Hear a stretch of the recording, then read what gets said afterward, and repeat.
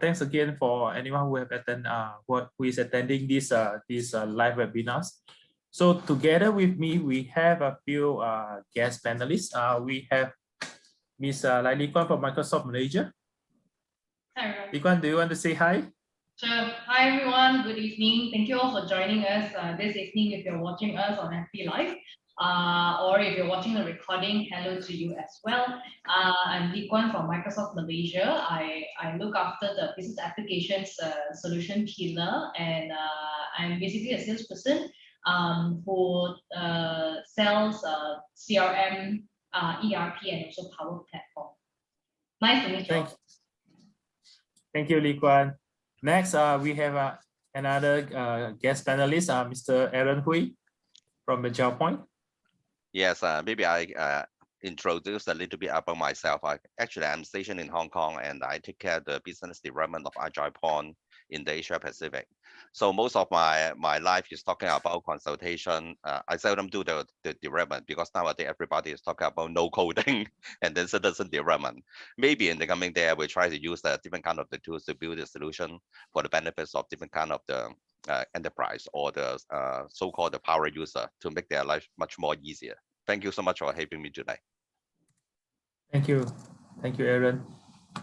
We also have Mr. Joseph Tiong, who is the IAMCP Malaysia President.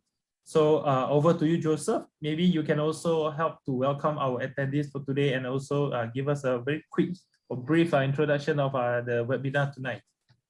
Over to you, Joseph. Okay, thank you, CK. Hi, everyone. This is Joseph here. And I would like to sincerely welcome and thank you, everyone, for being part of this wonderful event tonight. I believe at this current time of pandemic, everybody is basically work from home. And I think having this kind of webinar actually has made a lot of life easier for everyone to participate, especially just with the Wi-Fi and, a camera and a desktop or PC that we can see each other from here. And then without boundary, without any geographical boundary, that we have panelists from Hong Kong and everywhere else, and including Malaysia as well. Such a great honor that on behalf of IAMCP, welcoming everyone here tonight. And of course, our dear speakers, Li Kuan, thank you for being part of this event. And of course, our dear Aaron from Hong Kong and Alex. It is such an honor to have all of you here tonight. So I think tonight's title is actually talking about the nightmare of enterprise automation. I believe this is something very interesting, especially as under this, kind of era that we are actually more moving forward with a lot of things going online, as well as enterprises are focusing on how to convert a lot of manual processes in within back-end or front-end to be automated. I think a lot of people have a bit of phobia or maybe unawareness, unreadiness, how to retrospect this kind of anticipation of the automation. Because automation to a lot of people, it means a lot of different things. In a very simple manner, to some big organization, when they declare off the automation, a lot of people will thought, oh gosh, I'm going to lose a lot of stuff. I'm going to out of job, But I think on the other hand, maybe we try to actually understand this automation that we are referring to may not be necessarily relevant to that of losing of a job, a career, or an opportunity. It could be better enhancement towards an enterprise, whereby all these resources that we have can be further, entrained, to a different knowledge environment and platform to further enhance of the job perspective and different verticals of the industry as well. So I believe this topic is something very interesting tonight for us, how to know if this is really a nightmare or this is something that actually we probably have actually misinterpreted this whole concept of automation towards the enterprise. So I believe our dear speakers, this speaker from Microsoft, will be able to share a bit more with us tonight and how we should look into this topic. And of course, with our panelists today, with Aaron, Alex, and the rest of the people, feel free to join into this discussion as we try to get a better understanding and a better perspective towards this whole thing about enterprise automation. So let's not make it a nightmare to every one of us, and let it make a new motivation for all of us to understand this moving forward has been a greater benefit a push and better announcement to the whole industry as well. So I think I just want to hand over the time back to CK. Thank you everyone once again for being here tonight. Thank you so much. Thank you so much, Joseph. All right, so to begin with our webinars tonight, right? So I'm not too sure whether everyone here, maybe our audience in Facebook, do you guys really understand what is enterprise automation? So a quick Google search, right? So enterprise automation actually means a systematic review of an organization's processes to ensure optimal performance while looking for manual processes that can be replaced with intelligent digital alternatives. So the keyword here is replacing manual processes, right, with intelligent digital alternatives. And also it says organizations. This means when they say organization here, right, this means any businesses, right, regardless of the vertical of the industries that you are in, there will be somewhere, somehow you can automate some of your processes, then to make it even more streamlined, cost effective, and increase your customer experience, right? So with that, like I said just now, today we are honored to have two of the SME, subject matter expert in automations, right? So we are going to share with you, right, through their experience in implementing projects, right, for their clients. What are the so-called nightmare and problems, right, that their customers face, so that any one of us who are attending these sessions here will not encounter the same problems again, right? So the first questions will be, so like I said just now, enterprise automation means different thing to different people, but can maybe Lee Kuan share with us, share your view to us on what does this enterprise automation actually means to maybe Microsoft, right? Sure, thank you, CK. So I like to think of this phrase, enterprise automation in phases. When technology evolves, so did organizations' requirements change. We used to send snail mails, and then came the fax machine, and now we scan documents and send soft copy attached in emails.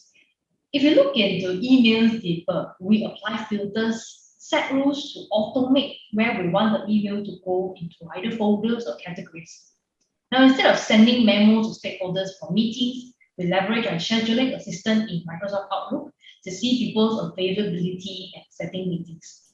Having a shared co-collaboration Excel in a team is not trendy anymore because needing to update a document on a computer is deemed not fast enough. So we make a Canvas app and link information back into Excel Online and SharePoint. So my view is shortening processes to get our time back for work that is of value, enabled by technology, whether whatever we have today, for a whole organization is what enterprise automation is. I see. Thank you, Lee Kuan. Aaron, do you have anything to share about these particular questions? This Or how do you question. see? Yeah. It's very very difficult for me to share something because when I interact with different kind of the customer, their perspective of the enterprise automation is totally different. The first thing, maybe we are talking about because they are in a different industry. Okay, maybe they are insurance company, so that's why everything's talking about automation. They are talking about, hey, I just use the OCR to capture the data, do some kind of the approval process or something like that. From their mind, that's the automation. But for another kind of customer, maybe Dequan just mentioned about, okay, this is talking about the user. Maybe she need to do the regular job, use the Outlook or maybe Excel to do repetitive tasks. So that's why that kind of the thing, if they're talking about the task automation, it's talking about enterprise automation. So really depends on who are we talking to. So that's why from their own perspective, enterprise application and enterprise automation means different things to different people. But of course, nowadays there are so many different platforms nowadays in the market. So that's why somebody may just use the enterprise scale, just like AgilePoint, we provide the enterprise scale solution for the organization to do the end-to-end process automation to do the governance or something like that. So this is one way of to do it. But from the another angle, maybe some of the department or some of the business unit, they believe that it should be much better to use maybe Power Automate or some of the task automation tools, put it together to have some kind of the bi-directional interaction to make it much more better. But of course, somebody was talking about war because you just mentioned about the intelligence. So they believe that, okay, it should be okay to use the AI maybe on the Azure or something like that to do a little bit more the deep learning, machine learning, something like that. So every time the customer, their mindset is different. So that's why I need to have some kind of the handshaking with them to have some basic understanding before I just want to propose something to them. Otherwise, it will waste their time and then maybe we lost the focus or something like that. So that's why very difficult question. We need to be very patient to discuss with the user, the customer, the IT, the C-level guy, and something like that. But of course, if I were Microsoft, it would be much better because they mostly they have everything. So that's why no matter the chief executive say that I want to have intelligent AI or everything, no problem. This is the Azure, this is the service or something like that. Suddenly go back to the task automation, no problem. We have the Power Automate. So this is something I believe that if somebody else no matter the chief executive. Yeah, if anybody else in this webinar, they will try to think about it, or maybe just try to interact with us, okay, Microsoft, to see whether we have a different way or different kind of the so-called proposal for them to consider what is the best way to so-called automate some or all of the automation requirements, something like that. So I'm sorry, I'm talking too much, but this is something I already in the past 3 years very confusing to me because sometimes I just believe, okay, you ask me to have some kind of the data, so-called the process automation tools. I just want to present everything I have. But at the end of the day, they say, okay, it seems that it's different from what I heard. Okay, we are talking about the RPA. So that's why I'm out of luck.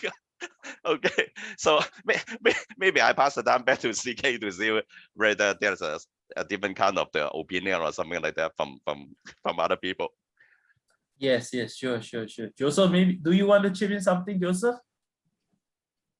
Well, no, I think pretty much Lee Kuan and Aaron has mentioned a lot of things about the automation. I believe, as I was mentioning, highlighting earlier, I think the automation's perspective and understanding could be really, very different in a lot of different nations. But I believe, in short, I think I agree with what Lee Kuan and Aaron mentioned. Pretty much, I think automation is something to make life simpler for a lot of enterprises by basically churning a lot of manual processes on the back end, to be really automated in a way. So I believe it's something for us to look forward. But I think providing right now, I think probably a lot of people scared about this whole thing is because the misconception of the whole area. So I believe in the further discussion and also the sharing later, I think we can actually broaden up a bit more understanding so that when people see this automation indeed bringing more values to all the enterprises, which we are actually looking forward as an adoption to the whole thing. And I believe from, respectively from Aaron's perspective, from Lee Kuan's, and also the other panelists, I believe we have a different kind of exposure in automation towards different verticals, So I think combining this whole abundance, exploring, in the past, I think bringing forward to the table tonight, I think we will have a lot more to further understand and to learn from here as well. So I'm really looking forward to the next few questions down the line. And I think for me, that's what I'm trying to say, because I think Lee Kuan and Aaron has covered a lot of things, including CK as well at the beginning for the intro as well. Thank you. Yep. Thank you, Joseph.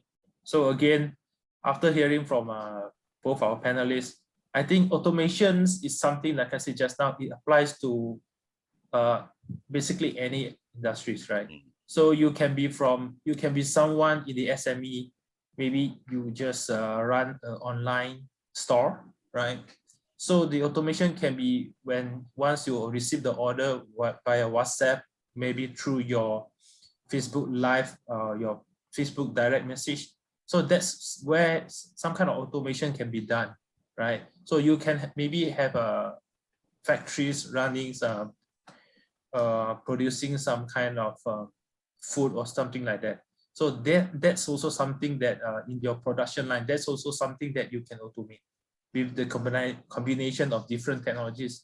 It can be software, it can be sensors, it can be robots, so on and so forth, right?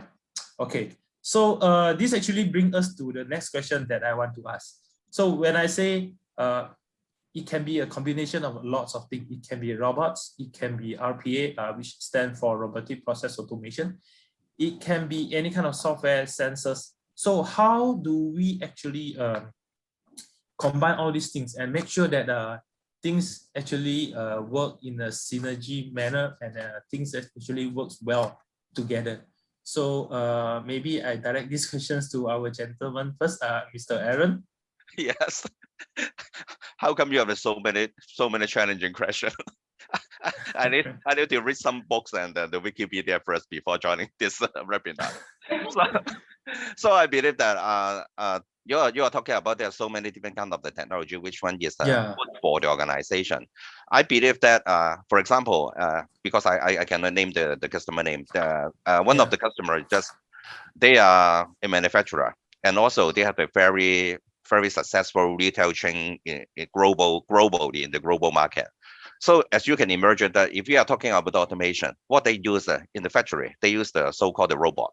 Actually, the robot just move the package from one cage to another cage. Okay, and also they use the so-called let me think about it. The IoT. The IoT use the camera to scan all those cages to see whether it's a fully utilized the warehouse and something like that.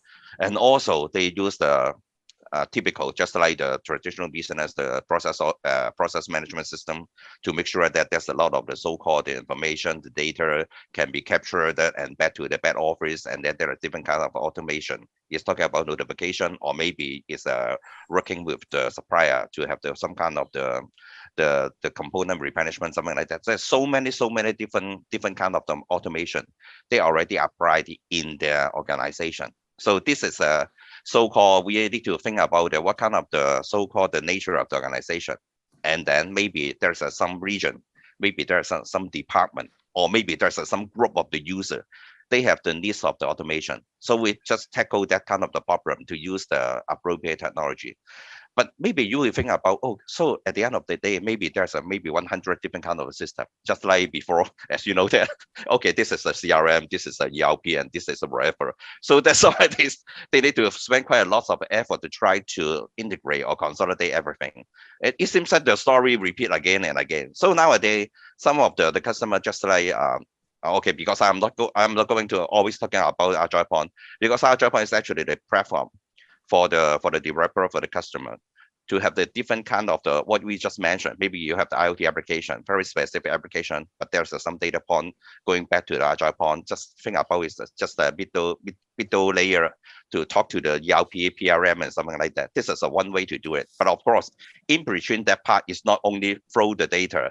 There is some kind of the governance, and additional, there is some kind of intelligence and whatever thing we can just leverage the Microsoft technology to make it even better. So this is some ideas just pop up in my mind, because I believe that use this kind of the case to explain the possible situation is much more easier for everybody to understand about it. Yeah. Okay, CK, may I pass the time back to you? Yep. Okay. Thank you, Aaron. Thank you so much. Lee Kwan, you want to add on something? I see you keep on smiling there, so I believe you have something to share. I also, as a seller in my genes, I also want to sell. Maybe let's start off with a story, right? Before I talk about our technology stack, right? I didn't start in actually an IT role. I'm a biologist in training, and I went into publishing as my first job. My first job was really cool. I put in a lot of information in XML. I click some buttons and come up with beautiful formats of PDFs to send to printers. Even then, my mind kept thinking about how do I try my best to automate processes and make less mistakes, because inputs that time were pretty manual. I came up with saving text files with page header information so I can copy paste back into the XML editor. Okay, so stories aside, perhaps organizations have to evaluate the few technology that's available in the market. What is a good place? And maybe a good place to start could be Gartner reports. Look at your organization's requirements. Maybe you already have some existing technology stack. And let's see where the opportunity is to use a platform where you can easily integrate and maybe draw value from platform as a whole. Okay, now comes sort of the selling part. Right? you spoke about a few processes, like a few tools like maybe RPA, and there are other tools out there like digital process automation, business process management, blah, blah, blah, all multi acronyms. Now, let's maybe just talk about RPA a bit. Not every scenario requires an RPA. So I want to do a sales pitch here. That is the power of our platform, where we have the ability to use connectors to over 350 cloud applications. And this gives you the ability to safeguard your data as source. Where connectors are not available, we can use APIs to connect your systems. And finally, when connectors and API are not applicable to connect to your inherited legacy system, then we use RPA. So we actually acquired Softomotive in May 2020 to give you RPA capabilities in our Power Platform stack. And I like to think that this is Microsoft's value. It's extendable from Office 365 and Dynamics 365, but also gives you the ability to choose which tool is best for your requirements and make sure that tools are not an overkill. I think that's important, looking at what are the tools that is suitable. Maybe also to speak with Agile Point to get unbiased views about which technology is suitable for your organization as well. Okay, thank you so much. Okay, at the same time, because I just mentioned about Agile Point has the connector to the Power Automate, so that's why we can do the bi-directional process automation. That's the best, the best in the world. Okay, thank you. Exactly. Okay. So I think the key that we get from both the answers from Aaron and also Lee Kuan, right? When we talk about enterprise automations, right, it doesn't have to be fancy, right? Sometimes it really depends on our needs and our budgets and the scope. Maybe something as simple as writing some macro in the Excel. Yeah. If that actually achieve what you need, right, with zero cost, so be it. That's good enough, right? So of course, if you want something that is enterprise level, then look for Lee Kuan and also Aaron. Okay. All right. So yeah, so we discussed about the many tools available out there. So all the fancy acronyms, DPA, BPM, RPA. Okay. So what next is about besides getting the correct decisions to choose the correct platform or tools. So what other success factor that actually help to determine whether organization or business can successfully achieve enterprise automations? Maybe ladies first, Lee Kuan. I think we maybe, instead of we look into success factor, maybe let's also talk about the start of an automation or automation initiative. And this is where the word adoption comes in. Microsoft nowadays very big on adoption. We don't just push licenses. We make sure that adoption is there. Yeah, adoption, we think of it should come in phases. As an example, if you're not already leveraging a technology you already have today, like for example, if you already have Office 365 and you feel that your organization is not utilizing it to the fullest, then automating processes can feel daunting, and later that automation or an application development becomes white elephant. So as an example, let's say you have Office 365, but you are still sending attachments to each other in your organization. Like, I did already, so I'm like, I send back to CK_LK_V1, CK send back to me _V2, CK, Aaron _Aaron, V3, and things like that, right? And you're not leveraging, this means you're not leveraging all the tools available like OneDrive and Teams and SharePoint. So one thing to automate, to do automation may not be well received in the organization, because the users are not used to base level automation yet.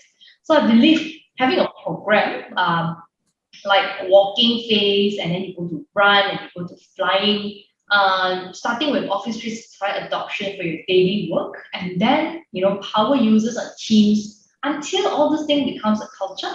And one day the teams will realize, why do I need to keep opening this Excel document and enter data into my financial system?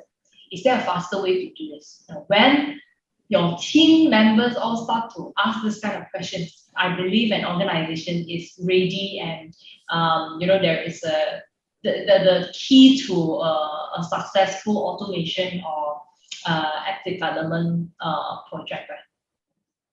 Yeah, I agree with that. So because we are seeing a lot of especially I think most of them probably are SME, right? So they have some kind of systems, okay, but when we visited them, we don't feel like they actually fully utilize those systems, So something like as simple as even the Office 365, okay. So there are a lot of features that they don't even know it exists, right? So I believe until they really achieve some kind of maturity, then they can talk about application developments. Yeah, until the questions of, hey, Office 365 got so many tiles, what do I click for what? When we hear this kind of questions less, I think I think people are ready. Yeah, or maybe some, when we hear something like, oh, okay, I already have a SharePoint, then but I see there is something that can be improved or enhanced in SharePoint. Yeah. Right? Something like that. Or is there any plugin or add-on to SharePoint? So that's when I think the organization is ready for application development.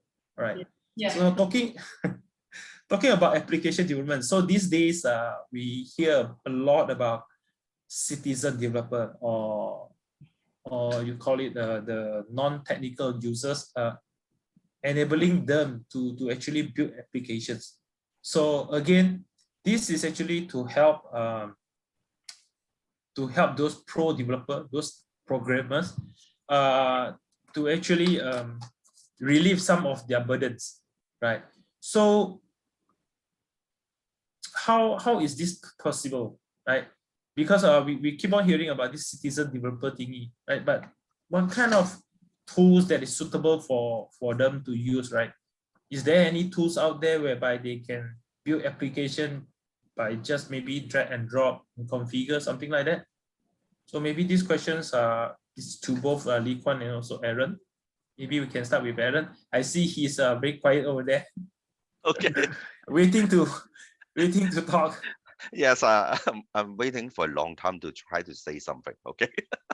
So yeah, your question is talking about the tools. Maybe for the general user, they can build their application to solve their particular problem, or maybe later on the so-called application can be used by the department or whatever kind of the people. I think the most important thing is that how the management, not the product first, okay, talk about the management, their perspective. Are they interested to enable the user to this kind of the job? This is number one. The another one is talking about, is any incentive for the user? If I get the same pay, why I need to do the application to automate the process or whatever kind of thing to improve my productivity? There's something the management need to think about it. But of course, some company, just like when maybe 20 years ago, I worked for some company.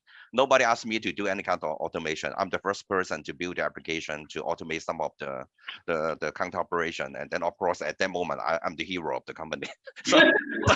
So it really depends on the person. Are you capable, or your job nature is good for you to build some kind of application? At the moment, I managed a lot of paperwork, so that's why quite simple for me to do something to automate the process, do the filing or something like that. But if you are talking about general user, maybe I just some kind of the waitress or something like that. Do you want me to build a so-called ordering system or something like that?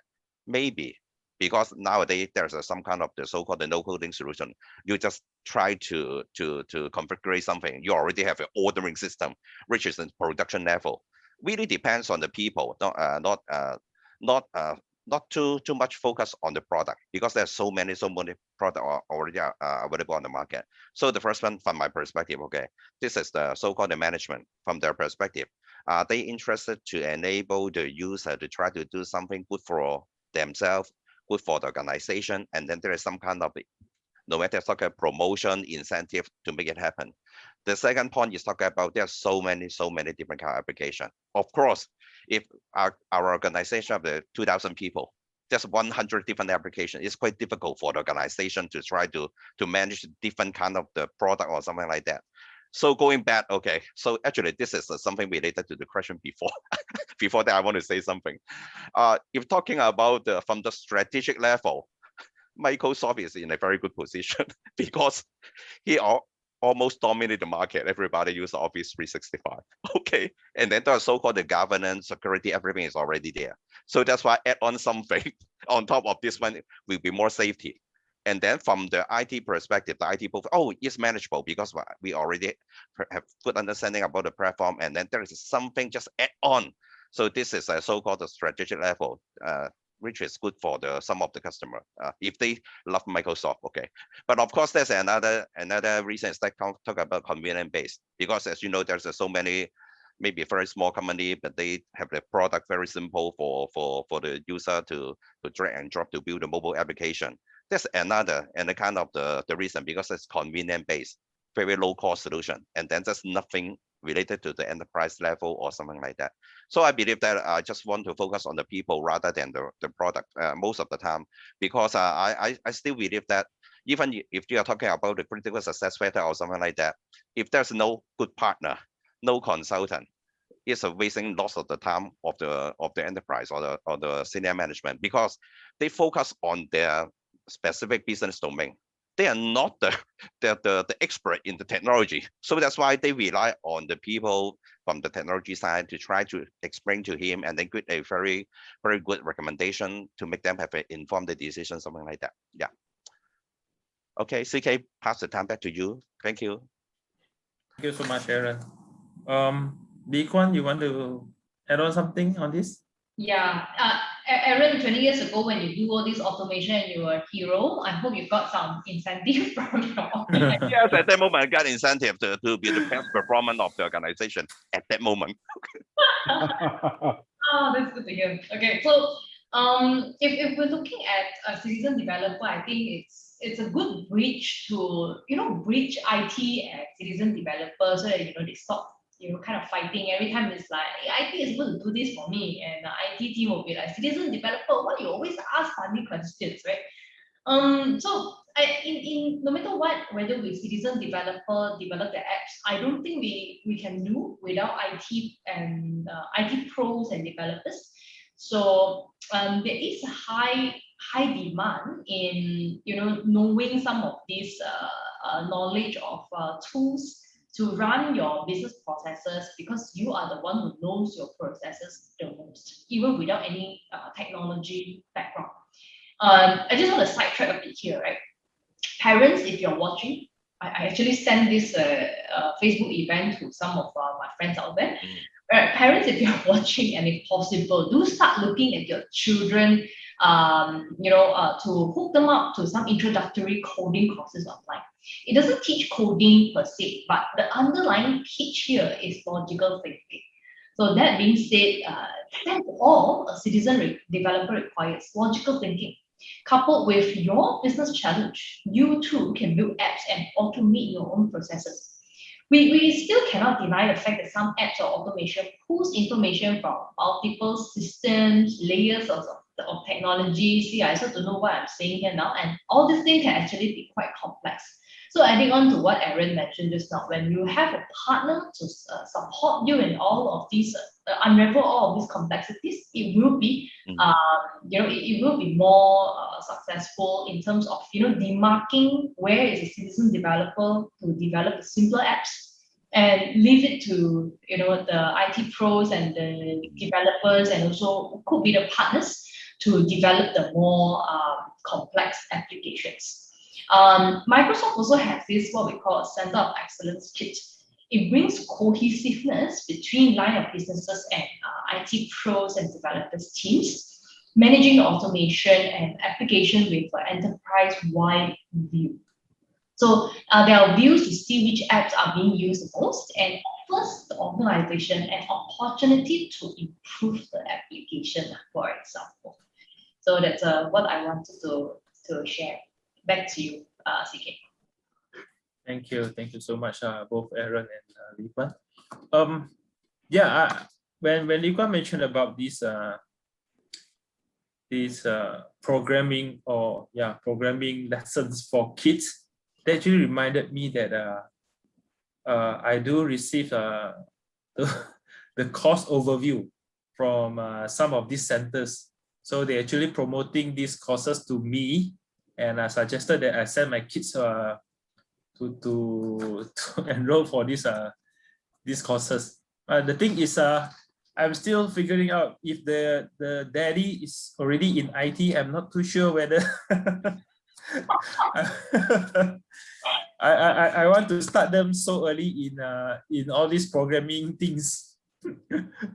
But I think that joke aside, those courses is really good, and I really agree with Lee Kuan that it's not about the if else, if then else, all those syntax, right?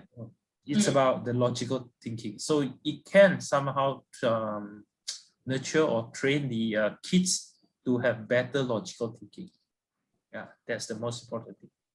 So I think I will go and sign the form tomorrow morning, the first thing.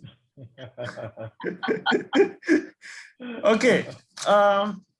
Next question, maybe we talk about citizen developers, right? But based on your experience, do you really see any successful projects that is implemented purely by citizen developers only, or should I say at least majority by citizen developers? Maybe Aaron, you want to go first? Okay. So actually, you mentioned about just by the citizen developer. Yes, that's some cases, especially it's not related to the so-called workflow automation, something like that. Because when you talk about the workflow, we need to have the different kind of approval, or maybe across different departments. So most of the time, when they use the tools to try to automate something, the first thing, not the first thing, okay. One of the scenarios is that the user use the RPA. Before that, some of them use the competitor UiPath, something like that. But nowadays, because as you know, that the Power Automate for desktop is free of charge. So that's why they just use that one to try to work with the Excel and then have some kind of the document merge and sending out the data to somebody else. Okay, so this is something they can really make it, because it's logically it is quite similar to what they did every day. So this is the citizen developer, they can help them themselves to solve the problem. This is one thing. The second thing is talking about the so-called the traditional form-based application. Let's say, for example, I just need to have the user interface to fill in the data to the system and then to track the record or something like that. It's quite simple because it's not necessary to move the task to different kind of person. So these two scenario, actually, I have some of the customers, they heavily use it by everybody in the organization to build a lot of this kind of application. So I still believe that it's okay for them to build this kind of the application, but for the more complicated one, or need to have some kind of the IT professional, just Lee Kuan mentioned, okay, still need to work with the IT professional in the organization to make it happen. Yeah. Yep. Lee Kuan, you have something to share? So as my role goes by, we sometimes as Microsoft, we offer hackathons to organizations that we work with to sort of have an idea bank and get line of businesses together with their IT, of course, the line of businesses to sort of think up what kind of applications they want to automate or apps they want to develop for their organization use. Of course, all of this, we see a bank of ideas, and then perhaps the organization will actually vote for the highest impact idea, and then they go and spend time to develop that particular application or work on that automation. Now, from all of these, I have seen products from these hackathons, right?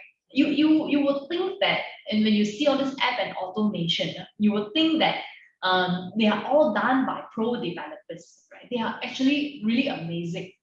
Come back to a small story, right? I have done a small automation myself. Don't forget that I'm actually a biologist in training, and day to day I'm doing sales. I'm not actually a developer. I never implement stuff, but I did a small automation myself in under 15 minutes, following a tutorial on a 10-page Word document. It is training an AI to read attachments that are invoices that I've received on an email and capturing information like date, invoice amount, etc., and replying to the sender with the captured information from the AI builder. Now, I'll let you in on one secret, okay? Once I did that automation, it was successful, and I tested it, but the whole day, everyone who sent me an email with that attachment gets an auto reply saying, "Thank you, I will process your invoice soon," whether or not the attachment is an invoice.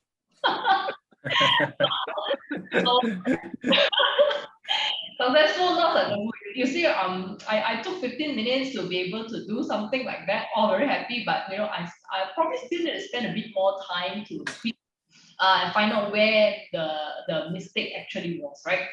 So I think for the citizen developer point of view, I think really can get to the level of all these really good applications that is implemented organization wide. If you are actually if you are subscribing Office 365 already, it is something that you can actually start with also. To log on to Office 365, there are already pre-built templates, whether you want to automate process or whether you want to develop applications. I think this is a good place to start. Yep. Yes, absolutely agree, because so-called we are learning by example is a very good for everybody to, this is example, it's quite similar to what I'm thinking about, and then they can just modify it. Yeah, it's a very, very good for the user. Yeah. Yeah, that's really very true. I mean, based on my personal experience, right? Even though I was a programmer for many, many years back, I stopped doing programming for about 15 years, right? So, but even though for people like me, right, when I use some kind of low code or no code tools, right, like maybe Microsoft Power Apps or even our own product, SharePoint, right? So we really can, I myself really can build something in less than 30 minutes. So the feeling of achievement, right, is really there. So, and it's really fun. It's really fun because after so many years didn't create any kind of applications, right? Okay, so we have shared a lot about this the possibility, right, for enterprise to automate their processes, to streamline their process. Now let's take a look at some of the bad parts. When I say bad, it means the common problems that organization will actually face, right? Or so that they can actually avoid it the next time they want to adopt some kind of digital transformation or automation. Maybe we can start with Dequan on this. Sure. Maybe I can comment on, as I've mentioned, I'm not an implementer, but I can comment on, based on some project discussion I have had with some customers. I believe it comes down to two things, what pitfalls or what are the common problems. It's two things. One is the drive of the business users working cohesively with the IT teams. So I think that's really important, because the IT team would be empowering the citizen developer with the technology, and the business users would be the one who come up with the requirements and doing the automation of the application. So this needs and wants and requirements to drive the change. It empowered by the IT team who support with the technology. And I think the second one is context for a good consultant. I don't mean to whole day promote Agile Point today, but I think if that we are coming to like new technology, I think a lot of people won't have time to read up what is out there, and so relying on consultants that have that kind of experience in automation, I think that can help organizations to quicken the pace of wanting to do all this kind of modernization topics and initiatives.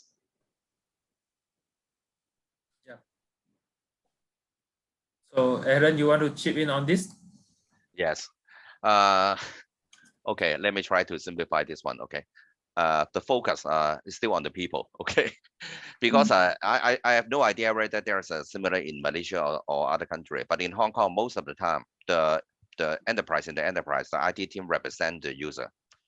But the main problem is that it seems that the expectation is not aligned between the user, the IT team, and also the service provider. So every time it seems that the project is quite simple. Maybe just reserve the budget for maybe 6 months of the time. But at the end of the day, when the service provider discuss with the user, the actual user, they discover that the scope is become bigger and bigger. So that's why this is the most common problem in Hong Kong. Most of the project, why they fail, because the expectation in the very beginning, and then of course still need to think about if the enterprise is willing to pay a little bit more to try to have the more resources for the service provider, it still have a chances. Otherwise, at the end of the day, they just still need to cut all those. Not unnecessary, actually everything is mandatory.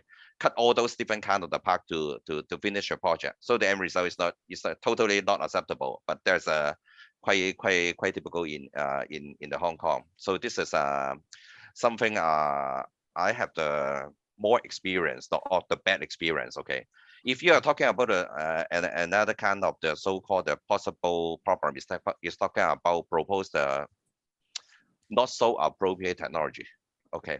Because as you know that sometimes because the organization already they have something, they believe that okay, they can just leverage this already paid the license or something like that to build the application.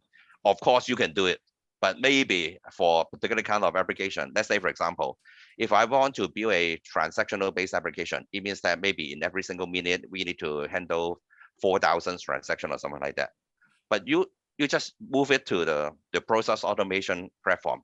It's totally different story, because the process automation platform is not for transactional base for this kind of the performance or something like that.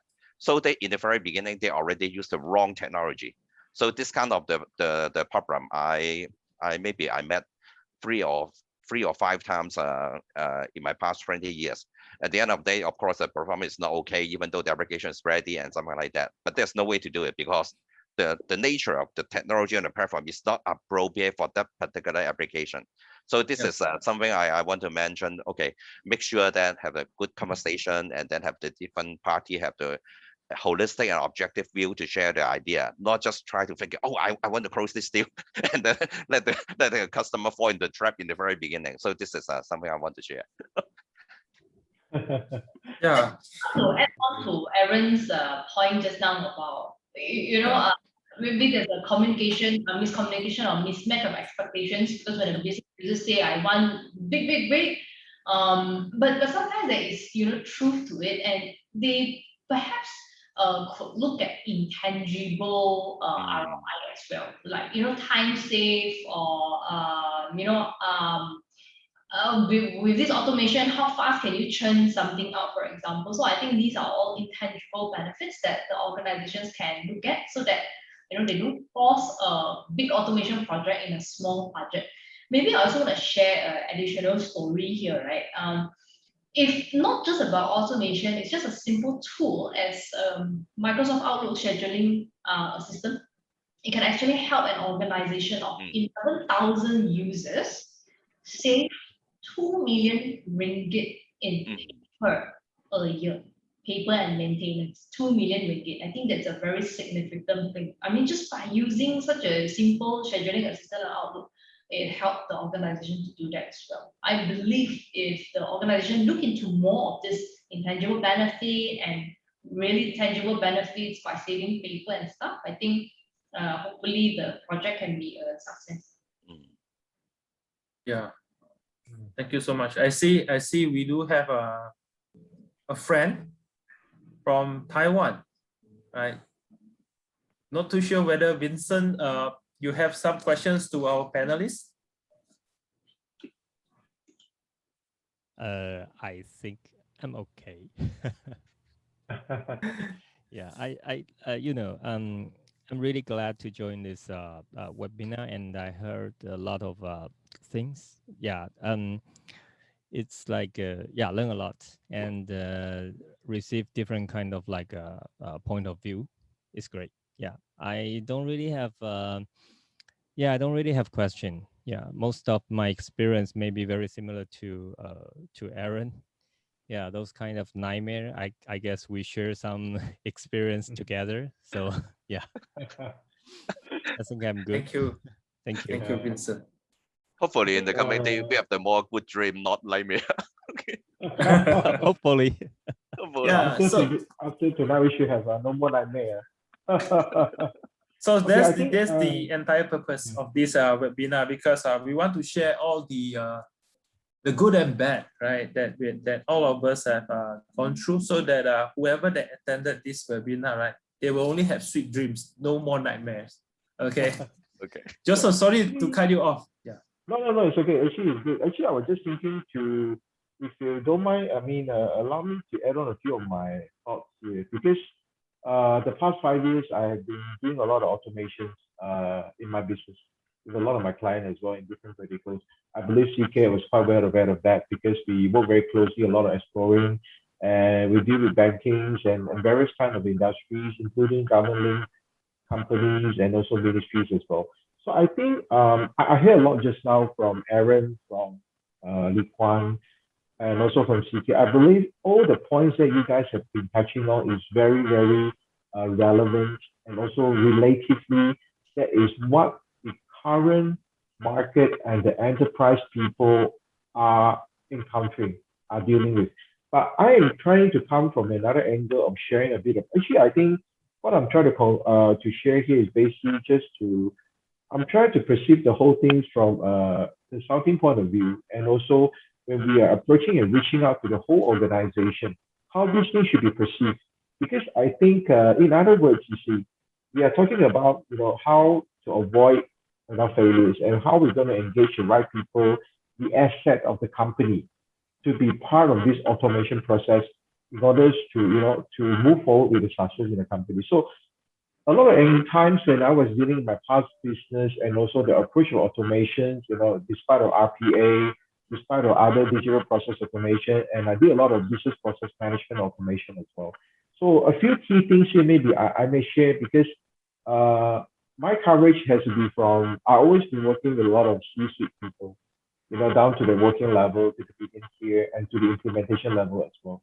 So when I actually look into this automation, this is when you guys are sharing a lot of these wonderful points, I just actually put some notes here. These are a few key things which I realized for the past 5 years, how I actually concluding about certain approach, and also certain of these methodologies, so-called, when I deal with this organization. First of all, I always come from the angles, asking them, how much anatomy do functions have over your automation initiative? It's meaning they have to really identify which are the areas that they really have to be looked into. Because at the end of the day, what we are trying not just to automate the process, but this automation has to bring in the right kind of initiative to initiate the whole process from there. So this is the first question I always ask them. The second question I always ask them, so which area are the domain of your organization? As Aaron and Lee Kwan has mentioned, we've been through and seeing a lot of clients, right? There's banking vertical, accounts vertical, manufacturing vertical. So the key question we always have to understand, so in a way to identify this is the right opportunity for them to move on, is what is your domain? And then from there, I believe that's key relevant question. Next coming, tagging along, like what Aaron has said, is the people. So which are the group of people you should be focusing on to bring them all forward to be the so-called not IT, fronting people? Then they can come into the features to pick up the role, to be part of the deployment, to be part of the implementation. So this is all relevant process which in the past I learned humbly from the past. I think minimum 5, 6, 7 years with Malaysia and the regional client. Then how I identify the opportunity with the client and also with the working group of people is to get the optimal mix requirements for the business for them to model out, and how they're going to perform the collaboration, the demonstrating, the commitment. And most importantly, I think for this automation process to be a success, to avoid from the failure, we have to have a continuous communication expectation. Because you see, this is something very new in the market. So people thought, oh, automate lah, okay lah, you just do put the coding, drag and drop or this and that. Oh, everything is fine. Okay, so you don't need me anymore. No, it's not true. So I think this process, to be able to succeed in the whole automation journey, it requires a lot of things. It requires a roadmap for the organization. What do they want to achieve? It requires the initiative. What do you initially want to automate? And at the end, you need a governance. A governance is a framework to guide and to let the whole organization to look to, wow, this is a journey. If life is not a journey, it's meaningless. So that's why it happens the same way in the automation journey. When the organization want to kick off an automation journey, they have to really identify which are the domains, which are the initiatives they want to kick off. From there, we can start to segmentize the group of people, our own asset to bring into this automation journey. And then they will see, wow, for the past, I have been doing this for way too long time, it's overspending. But now with Aaron's, with Lee Kwan's guy, and bringing this new implementation of automation process, we basically save about, 40% of our time spent on this whole work itself. So I think, and then from there, we have to really see the communication of continuous, expectation to be set. So now, okay, first time implement 40%, great. So what is the next thing going to happen after this automation? So what do we need to automate? What do we anticipate for the next journey we're going to be? Is it enhanced of another tools to come in to perform another automation, or there's a lot of manual process, we can just do the same. But as we go back to the first question, what do you want to initiate? What is the domain you really want to capture from this automation? It is very crucial because at the end of the day, I believe as the implementer in our organization, we can't run away from the fate of dealing with our board of directors, for the decision makers. They'll be asking, hey, what is my ROI? How long you going to take? 6 months, 3 months, 7 months. Wow, how that's very long, man. How many people you need? I don't know. I need to try. Need to try and error. Wow, like this, I cannot sustain my business. So I think this is some humble experience I have dealing with the different segments of people within the organization. So I kind of conclude my 2 cents, experience here. Hopefully can let people see there is a skeleton we can actually draw out from here when we actually initiate this automation journey. And then you see, in another very crucial question, I always also ask them, so, wow, like Aaron said, this is a big manufacturing plant. I'm sure a manufacturing plant, there's a lot of production line. Not only production line, operational line. There's a lot of operational line as well. Banking, you have tellers, you have operational, you have cash consolidation. So the question is, which is the area you're going to choose as your automation kickoff? Because if this doesn't relevant to the initiative and the main domain of the business itself, so the whole company will not see the purpose of having this automation. Despite how wonderful we show them, wow, the split of this, the forms, everything automated. But, well, sorry, Joseph, our organization is selling char kway teow. I don't need to automate how much char kway teow, how many ingredients I need to put in. So the relevance to tally back to the whole initiative of the project doesn't match back to the ultimate goal of the business. It will also defeat the whole initiative, and the failure of the project will obviously come because we can't even get through the level 1. People don't see the value of having this automation journey. So I think Another last of the point I would like to raise up is actually the mission of these required leaders in the future for the whole automation journey is equally important. For example, I think commonly in any of the organization, two of the key areas will be IT. Okay, another will be on the finance, because these are the two main key areas that are driving the business. One is to automate, one is to actually create a lesser mundane kind of a role, and tasks to be reduced within the organization. One is to always tell the big bosses, hey boss, I'm saving 40% on my cost this year, operational cost, CapEx, OpEx. Wow, everybody will be happy with that. So I think sometimes fundamentally down to the bottom line, I think it's fair to say that, it's still relevant to dollar and cent, but which is we understand business, which we can't run away from that.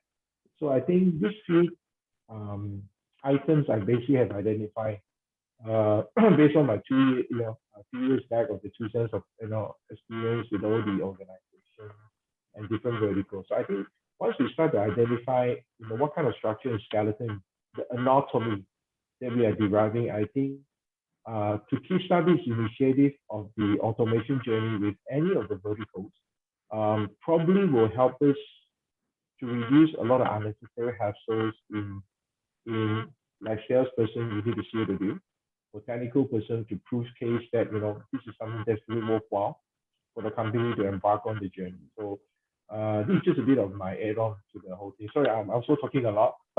Sorry, but I just hope this will be an anatomy we can derive tonight to discuss. I think about this, the journey, which we are not going to have a nightmare. We're going to have a more sweet dreams after this of this, automation. Yep. Thank you. Yeah, thank you. Thank you so much, Joseph. Hey, thank you. Thank you so much, Joseph. That's lots of insights there from our president.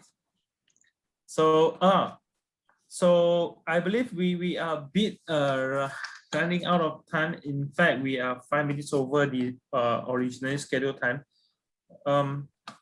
Maybe let us just conclude these sessions, and then before that, I would like to thank our panelists again, Ms. Lily Kwan from Microsoft, Mr. Aaron from Agile Point, and before we actually say goodbye, right? Do allow me to do some promotion for IAMCP. I'm going to share my screen. Okay.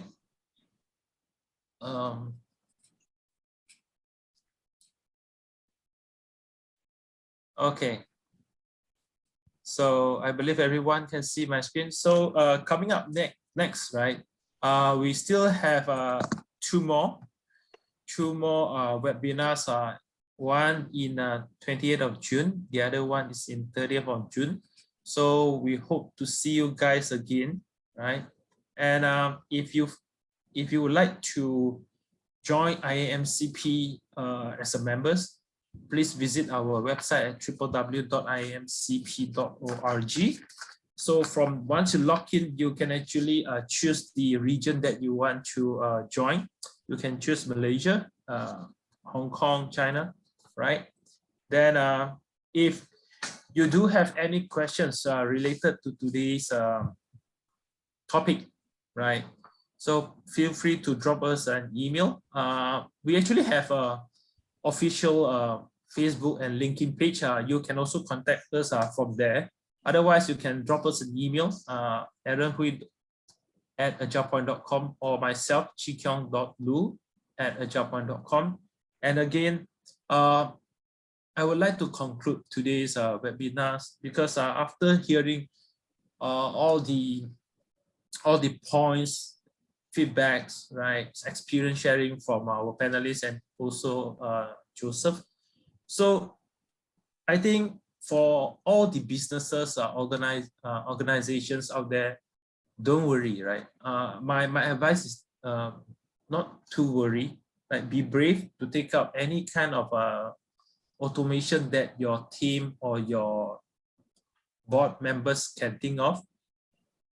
It doesn't matter whether it's big or small, because there will be some kind of a tool out there that will fit your requirement and also your budget. Just start, right? You start with one small one. It doesn't matter. It can be as small as automating one single one single email escalation task, right? So as small as that. So as once you have automate something, then when you feel the achievement, right? Then you will get the rewards, and that will actually give you the motivation to actually I would say automate more of your processes, right? And please remember that automation will only bring benefits to your organizations. Okay, so some of the very common benefits which every one of us know, it's actually things like increasing your profit margins, right? And in fact, it can actually bring you some new source of revenue. Okay, so that's all we have for tonight. Again, a big thank you to Aaron, Lee Kuan, Joseph, and also not to forget our stage manager, Mr. Alex, right? So without Techie Academy, we won't have all this technology to bring us live, right, on Facebook. So thank you again, Alex from Techie Academy, and I hope to see you guys again in our next webinar. Have a great evening, everyone. Take care. Thank you, CK. Thanks, everyone. Okay, thank Take care. you. Thank you. Take Yeah. care. Bye-bye. Bye. Bye bye.